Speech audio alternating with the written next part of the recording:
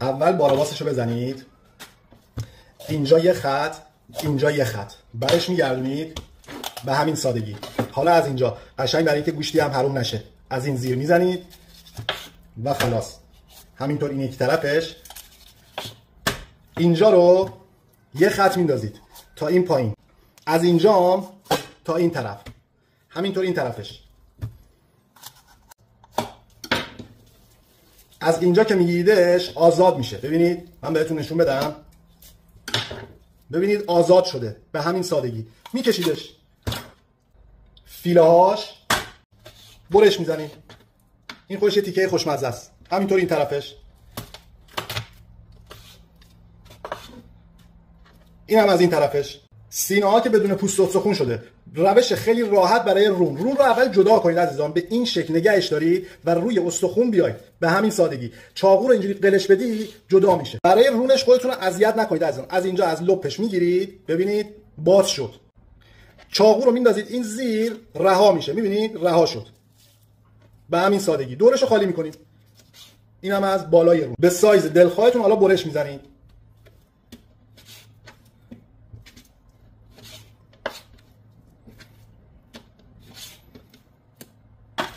سینه یه دونه از این قسمتی که ضخیم تره، یه دونه هم تا وسطاش میایید به این شکل.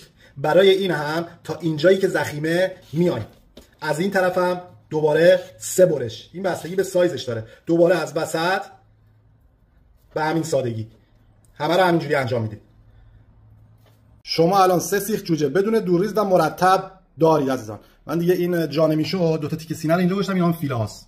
عزیزان تا وقتی که یک غذا رو یادش نگرفتید سراغ بعدی نرید. حتی اگر 1000 مرتبه درستش کنید، فکر نکنید وقتی رو تلف میکنید خیلی چیزای دیگه از بغل همون غذا یاد میگیرید. پیازا رو درشت خورد کنید که از روی مرغ‌ها راحت بتونید جداش کنید. یه مثال ساده براتون بزنم تا متوجه بشید در رابطه با استفاده از زعفرون، لیمو یا هر چیز دیگه که میخواید استفاده کنید عزیزان. شما شیر رو دیدید بهش یک اسید اضافه میکنید، حالا آنزیم، هر چیزی که ساختار پروتئین رو تغییر بده. مثلا سرکه، چون همه اطلاع دارید این مثال رو میزنم، سرکه یا آب لیمو میزنید دلمه میشه شیر. این در رابطه با پروتئین ماهی شنیدید که ماهی اگه بهش آب لیمو بزنید سفت میشه. چه اتفاقی میفته؟ این ساختار سه‌بعدی پروتئین رو تغییر میده و به شکل زنجیره خطی درست میشه، یعنی یه چیزی تو مایه‌های پختن، به همین خاطر به هم دیگه میچسبه و سفت میشه. این که شما میخواید چه غذایی درست بکنید تصمیم میگیرید که این کارو انجام بدید، مثلا معمولا ماهی تازه‌ای که صید میشه احتیاجی نداره، پس بستگی داره شما چه چیزی درست میکنید، تصمیم میگیرید که چه چیزی استفاده کنید عزیزان.